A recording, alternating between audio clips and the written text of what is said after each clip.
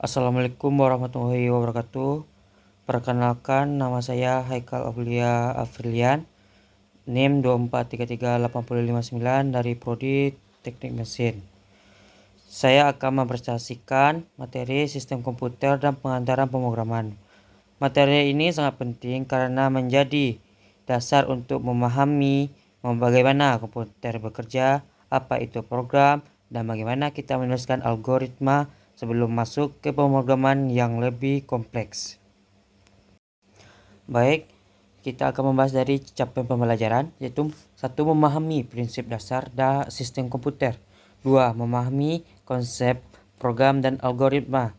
Yang ketiga, menjelaskan cara menulis algoritma. Keempat, menulis algoritma untuk menyelesaikan masalah sederhana.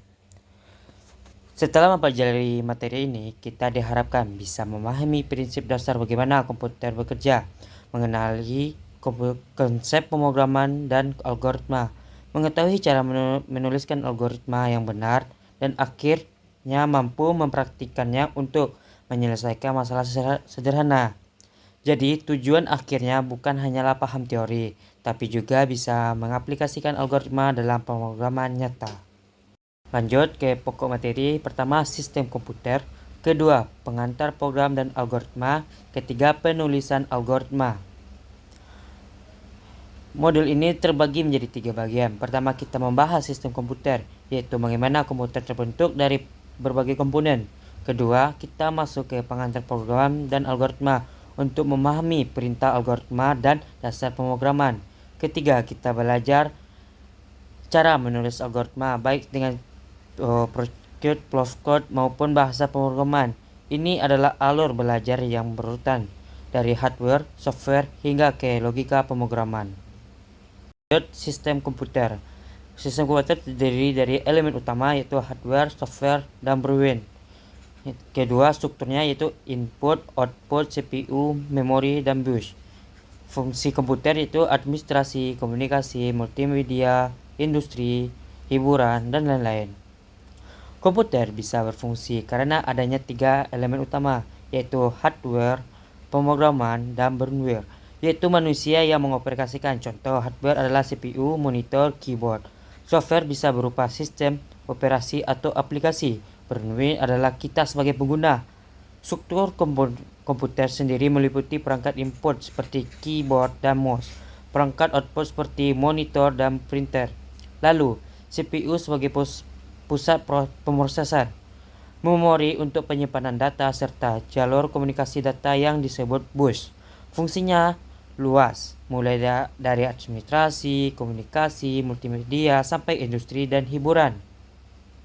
Selanjutnya yaitunya sejarah generasi komputer. Yang pertama yaitunya generasi 1 tabung vakum, generasi kedua transistor, generasi ketiga yaitu IC, generasi keempat mikroprosesor atau PC, generasi kelima yaitu AI atau modern computing.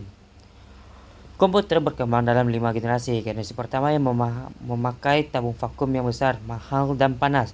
Generasi kedua menggunakan transistor lebih kecil dan efisien.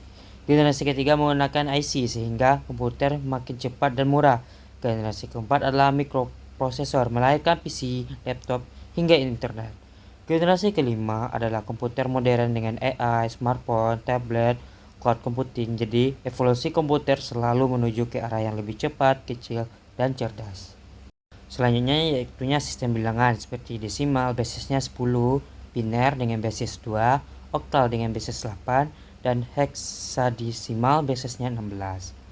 Dalam kehidupan sehari-hari, kita menggunakan sistem desimal atau basis 10, namun komputer hanya mengenal biner 0 dan 1.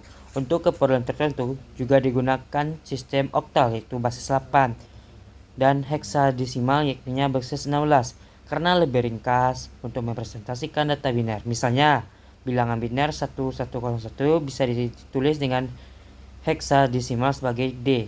Sistem bilangan ini penting dalam pemrograman, khususnya ketika kita berhubungan dengan memori atau alamat data di komputer.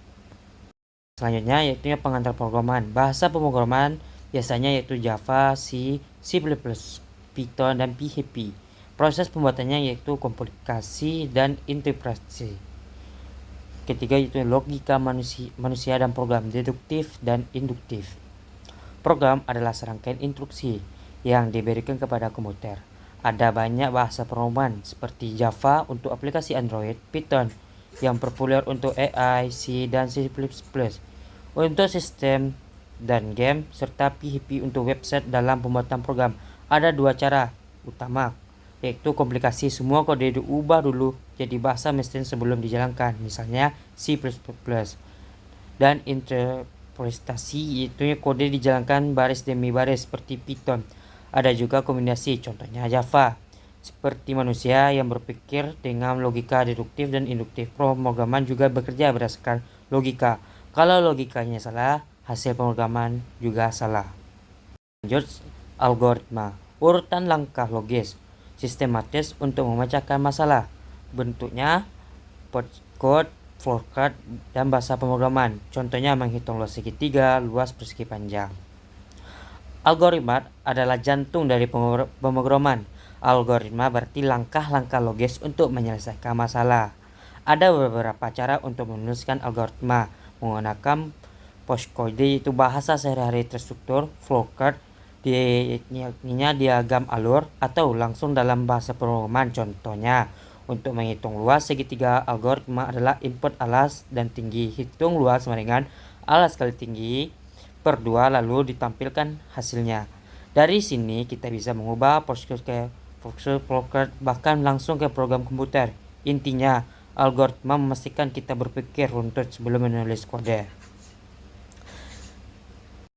Jadi, dalam modul ini kita belajar bahwa komputer bekerja sebagai sistem yang terdiri dari hardware, software, dan firmware. Kita juga mengenal sejarah, perkembangan komputer, sistem bilangan, dasar pemrograman, hingga algoritma. Semua ini adalah fondasi untuk menjadi seorang programmer. Dengan memahami dasar ini, kita bisa lebih mudah belajar bahasa pemrograman yang lebih kompleks. Sekian presentasi saya ucapkan terima kasih. Assalamualaikum warahmatullahi wabarakatuh.